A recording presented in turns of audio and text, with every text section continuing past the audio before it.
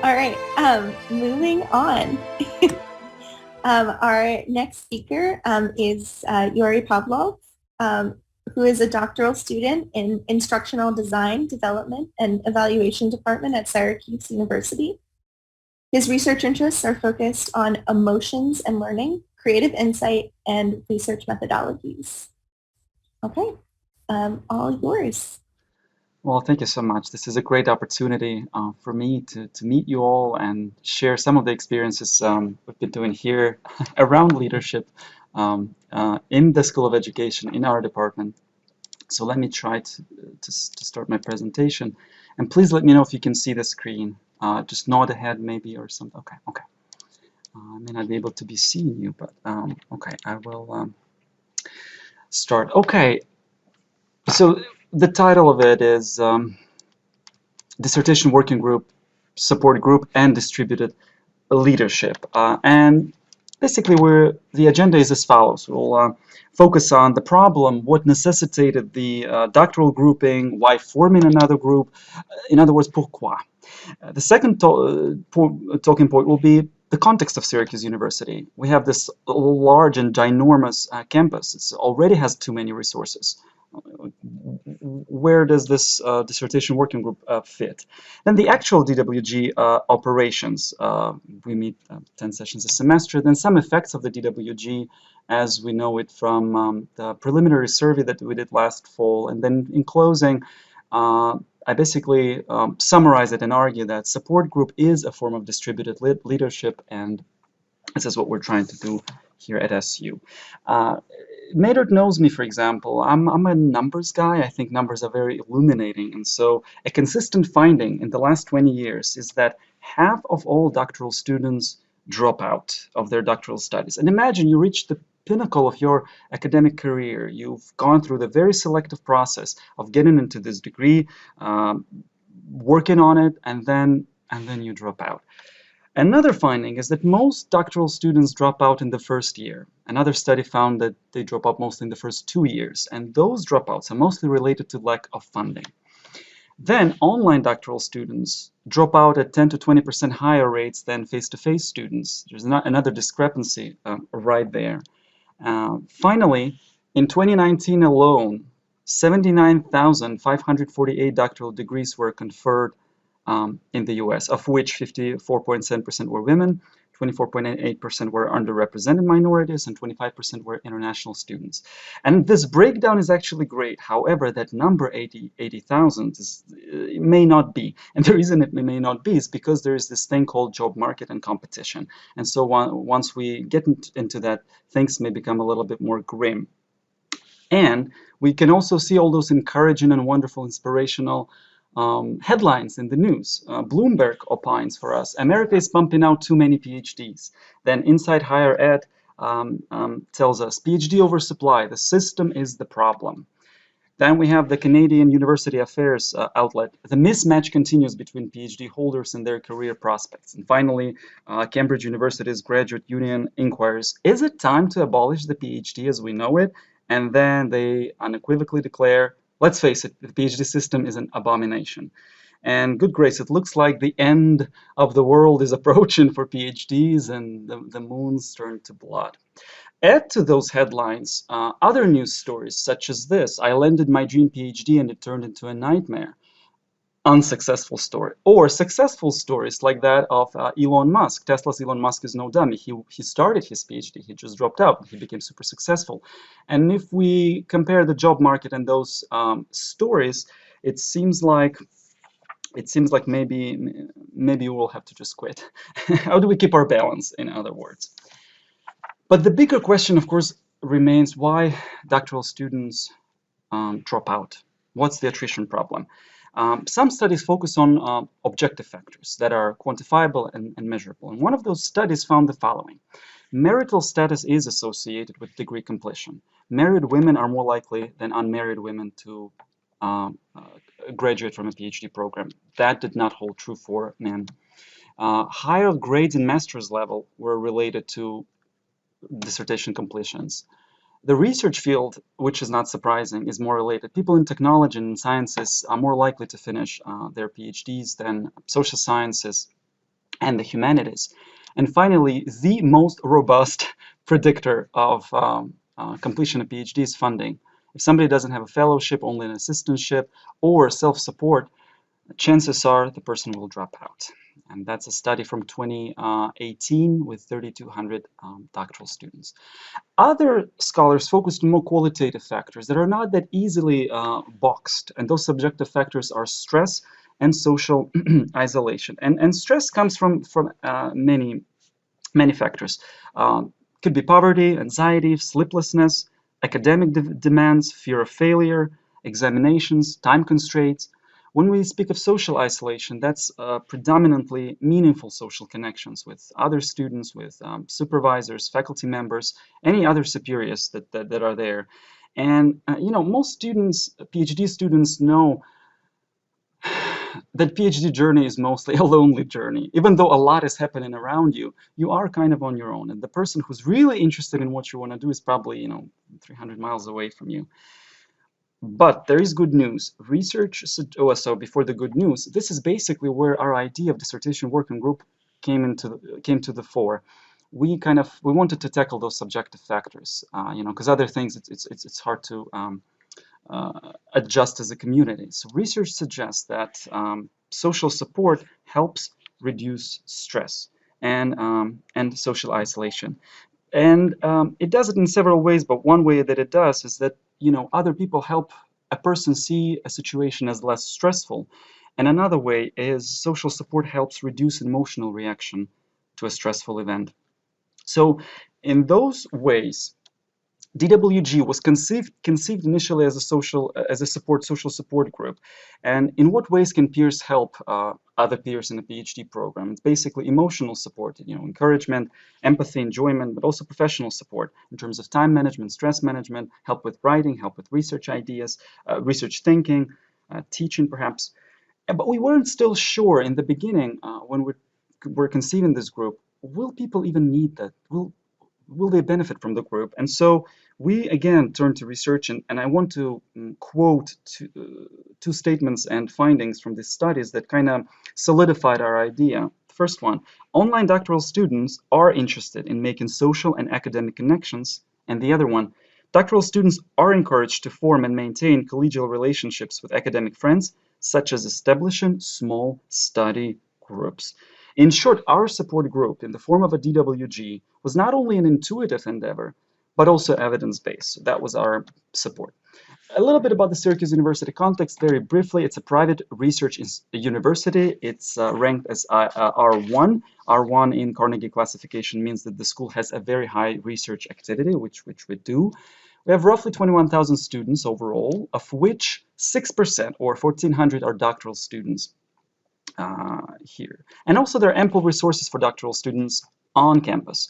Relevant coursework, right and center support, academic advising, mentorship opportunities, and some more specific interventions that are happening every year when you're there. Here you can see a screenshot of an email for a dissertation boot camp. In essence, doctoral students sequester themselves with other doctoral students, and they write and write and write and write for several days. Pre-pandemic, there was food served, so it was also, semi-paradise camp on top of dissertation boot, because you only worry about writing. Then, on the other hand, we have more local, this is a university-wide, but we have more local events such as School of Education, SOE, coffee hours. It usually is 2-3 times a semester, it's for 2 hours, but the very last one is usually the whole day. Breakfast used to be served and lunch used to be served. You again use Pomodoro techniques and all that. And you just sit and you try to finalize your projects, complete them, submit and be happy.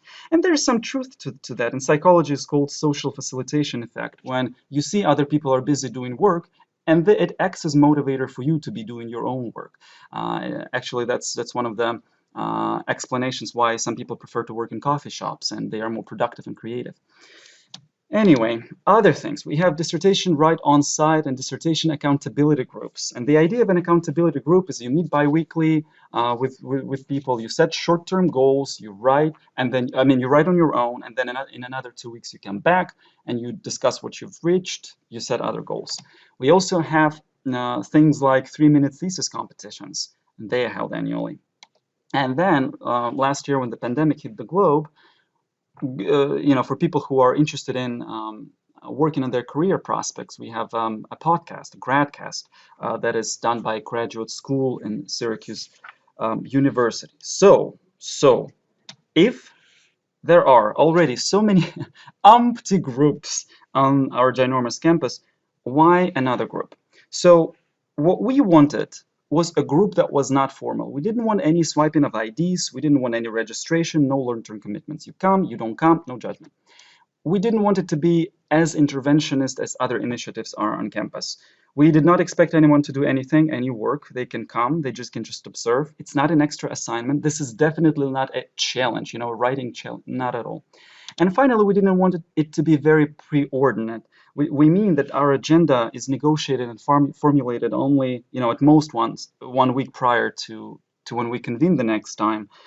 And we have some structure, we have some organization, but within that structure, there's a lot of freedom. So there was clearly a gap that we wanted to address. There was no support group that offered emotional support in addition to professional support on campus. We wanted a group where topics and conversations were emergent and spontaneous and relevant to those who show up, because we could never predict who will show up next. We lacked a place for safely testing of ideas of others, share different kinds of experience with each other. We wanted a place where students can voluntarily, and I want to underscore it, voluntarily practice their research and presentation skills. And also we thought that the chance to pursue concrete and oftentimes changing curiosity will be meaningful to students. And so all these gaps and our wishes lended themselves to us creating this dissertation working group. And I kept saying we and we and we, and who are the we? And the we are those three people. So in 2018, we convened Professor Emeritus, Dr. Nick Smith.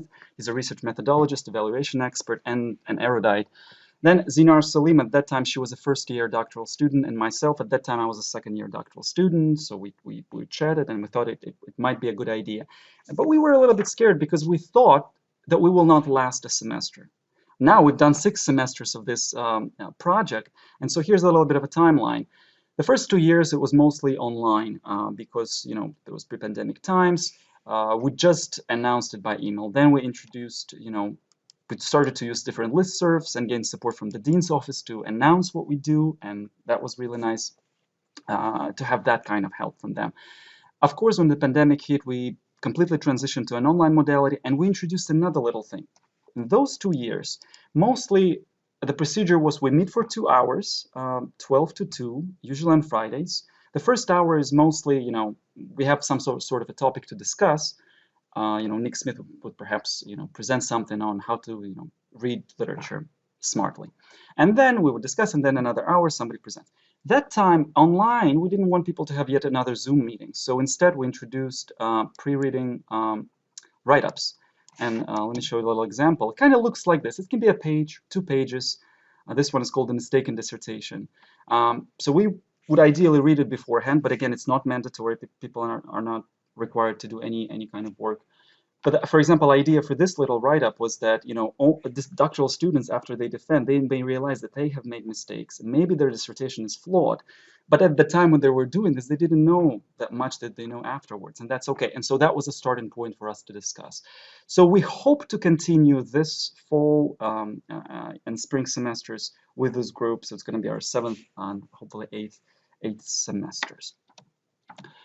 I want to briefly share the flyers that we created that time. At that time, actually, there was a class that was supposed to be run by Nick Smith, Dissertation Research Seminar, and I created that flyer in anticipation of that class, but that class was canceled, unfortunately, so we just used that little flyer to, lure people to say, well, you know what, the class is not happening, but we're going to have a dissertation working group. For next year, we realized that we have to be a little bit more targeted. We have to explain what exactly the dissertation working group is, what it is not. And we wanted to be clear that it's not a class, not a writing seminar, not a scholarly symposium, not a highbrow coterie, not a debate club. But we are a, voluntary, sympathetic support group. Who could come, when we met, what's the whole point? And that kind of worked, we thought, a little bit better for everyone. We were more clear. And so these are some of the pictures of what it looked like. So for example, in this picture, it's before the session started, this is me and Dr. Smith. Actually, on that day I was presented. I was doing a focus group, and I've never done focus group. And so for me, I was learning many things: how to be patient, how not to intervene, how to give people time to reflect on what they want to say, and especially in a group. And my point is like there is no other group on campus where I can try my research skills like that. On the other picture right here, I just want to pay attention. Another topic. So here the topic was generalization, causation in science. Here the topic was question, method, answer. But I want to pay attention to this person, Gaye Ceyhan from Turkey. She was the first graduate from our DWG group. Of course, it's a voluntary seminar, but Gaia was one of the people who came regularly, and she was the first to graduate. So it was a big deal for everybody. Now we have 4 people who graduated and who attended our sessions regularly. So these 2 pictures, and I want to emphasize another point, were taken with the difference of 1 week. This one and this one. But take a look at the people here. If you can see, these are different people. Only couple people who are the same, but we never know who will show up. Again, ours is 1 hour, some sort of a discussion, another hour, a presentation. This week, Aaliyah Thompson was actually doing a mock-up of her dissertation defense. Another week, Peitao Zhu, he was doing his mock-up of a dissertation. With all the questions. So we ask questions, we provide feedback. We never go after people. We really go vigorously after ideas a lot. But again, it's super meaningful. And the reason I'm saying this is because we know that the people are saying, because especially when you go to defend a dissertation, you want to hear all kinds of questions and comments from others. In terms of how we run, we decided that we need to have some sort of a folder in which we can have our resources. So you can see we created a Google Drive folder called the Dissertation Working Group. As of now, there are 83 people who are on and off. Obviously, not everyone shows up. You can see it's around 10 people at a time. All the resources are structured by the semester, basically. So 6 folders for our 6 semesters. We also, by negotiations, agreed that we would record all sessions. So now we have things on record. We also share all types of presentations and slides. And I don't know if you can see, and I hope you can, there's something in writing. I usually take 1-page notes from the sessions when we meet. For people who are not able to, for whatever reason to attend, but they want to know what we were talking about, there is some sort of, like notes for them to see, should they listen to the audio, should they not, so they can make this choice.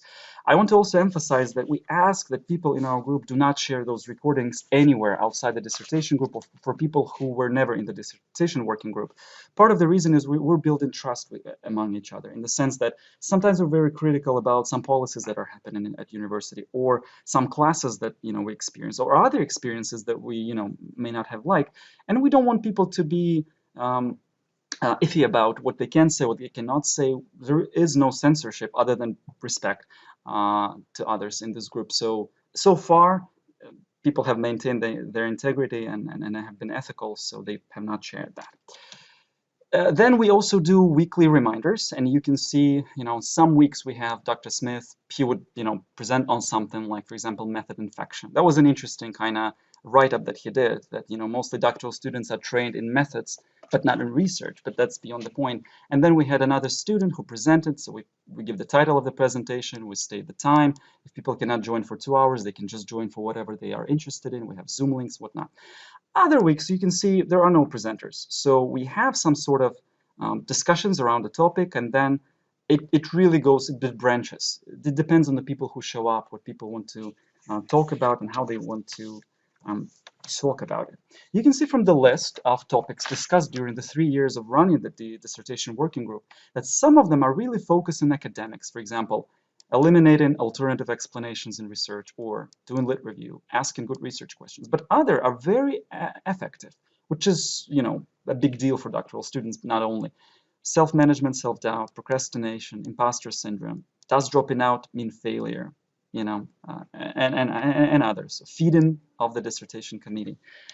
Last fall, we started to do this attendance sheet, but not for the purposes of attendance. We don't take the names of people who show up, but just to see, the progression. And for one thing, you can see here that, of course, fewer and fewer people are coming because the semester gets busy, but also to document what topics were, who presented after the topic, kind of just, because I hope I graduate and then Zinar graduates. And if somebody wants to take our initiative off, they at least have all this documentation and you can see what we were doing, how we ran it, that type of activity. Of course, informally, in personal communication, we know that the group has been useful to people. They tell us about this many times. But last fall, we actually decided to survey people. Is there any value in what we do for them? And I'll share some of the findings. So there were 11 people, so not very super representative, but quite representative for the people who attend. On average, people attend 7 out of 10 sessions a semester. 81% found that the DWG sessions were useful to them. 33% say they would certainly like to present in the future sessions, and 50% said maybe. 50% read all 10 write-ups before the sessions. 91% of those who read at least one write-up found it very useful for them. And then students, in terms of what to do next, would like to see future topics centered around data analysis methods, collaboration in academia, publishing in journals. And you can see, and it probably came from more advanced doctoral students, because especially this whole idea of publish or perish in academia, it gets at you at your more advanced stages. But also, what can we improve, or what should we keep? And some of the responses I'll share here. If possible, share the student's presentation topic via email in advance, which we implemented for the spring semester. Provide more clarity about what stage of the research the presenter is discussing.